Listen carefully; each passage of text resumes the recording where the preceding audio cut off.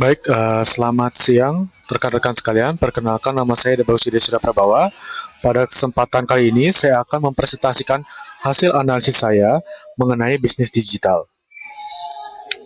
Pertama-tama, kita perlu memahami apa itu bisnis digital. Secara garis besar, bisnis digital adalah model usaha yang menjadikan teknologi digital dan internet sebagai sarana utama untuk menciptakan, memasarkan, hingga mengelola produk untuk layanan kepada konsumen secara efisien. Lebih mendalam lagi, bisnis digital melibatkan pemanfaatan teknologi dalam setiap proses penciptaan nilai, mulai dari operasional, internal, strategi pemasaran, hingga proses distribusi produk ke tangan pelanggan. Menurut Loudon dan Trevor dalam buku e-commerce, bisnis digital bukan sekedar menjual produk secara online, melainkan mengintegrasikan teknologi digital ke dalam seluruh model bisnis dan hubungan dengan pelanggan melalui jaringan internet. Apa bedanya bisnis konvensional? Bisnis konvensional masih mengandalkan cara tradisional tanpa ketergantungan utama pada teknologi digital. Di sini, proses transaksi dan pemasaran umumnya dilakukan secara tetap maka di lokasi fisik. Ada beberapa jenis bisnis digital yang umum kita temui. Bisnis pertama adalah versi digital dari bisnis non-digital. Ini merupakan transformasi di mana produk yang dijual tetap sama, namun cara transaksinya dialihkan ke media digital, seperti toko buku fisik yang kini merambah ke toko online. Kemudian jenis kedua adalah fasilitator digital. Bisnis ini tidak memproduksi barang sendiri, melainkan menyediakan platform yang menghubungkan penjual dan pembeli secara online. Contohnya adalah Tokopedia, Lazada, dan Shopee. Kemudian yang ketiga ada model hybrid, yaitu gabungan antara bisnis konvensional dan digital. Perusahaan tetap memiliki gerai fisik untuk pengalaman langsung kepada pelanggan, namun juga memaksimalkan platform digital untuk strategi penjualan mereka, seperti yang dilakukan oleh IKEA. Kemudian untuk memahami implementasi nyata dari konsep-konsep tersebut, saya memilih Gojek sebagai studi kasus. Gojek ini didirikan pada tahun 2010. Gojek bertransformasi dari sekedar layanan ojek super app yang menyediakan berbagai layanan dalam satu aplikasi.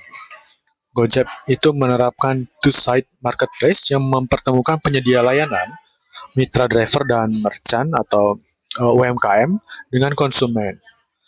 Gojek sendiri tidak memiliki kendaraan, melainkan bertindak sebagai perantara yang mendapatkan penghasilan dari komisi transaksi dan biaya layanan. Selain transportasi, Gojek juga menjalankan model vintage melalui GoPay untuk memperkuat ekosistem pembayaran, serta model on-demand service di mana layanan tersedia secara real-time, berbasis lokasi GPS dan algoritma pencocokan. Keunggulan utama bisnis Gojek adalah jangkauan pasarnya melampaui batas geografis tradisional. Platform digital memungkinkan jutaan pengguna dan mitra terhubung tanpa batasan ruang dan waktu. Kemudian potensi penghasilan. Model bisnis ini menawarkan potensi penghasilan yang besar melalui komisi transaksi, biaya layanan, dan iklan. Terlebih setelah bergabung dengan Tokopedia menjadi GoTo. Peluang monetisasi melalui integrasi e-commerce menjadi semakin luas. Kemudian pemanfaat teknologi digital. Keunggulan utama Gojek terletak pada optimalisasi teknologinya. Teknologisasi yang dimanfaatkan adalah aplikasi berbasis mobile, big data, dan AI untuk menentukan harga dinamis, sistem algoritma pencocokan driver dengan pelanggan, serta pembayaran digital berupa e-wallet. Teknologi digital memungkinkan otomatisasi, efisiensi biaya, dan inovasi layanan secara berkelanjutan. Kemudian transformasi digital yang dilakukan oleh Gojek. Gojek itu telah melakukan pengubahan layanan transportasi konvensional menjadi sebuah ekosistem super app.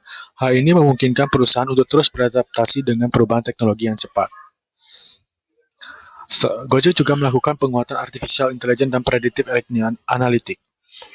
Jadi, Gojek juga melakukan personalisasi layanan berbasis AI, seperti rekomendasi makanan, promo, transportasi, memprediksi permintaan berbasis cuaca, event, atau tren sosial.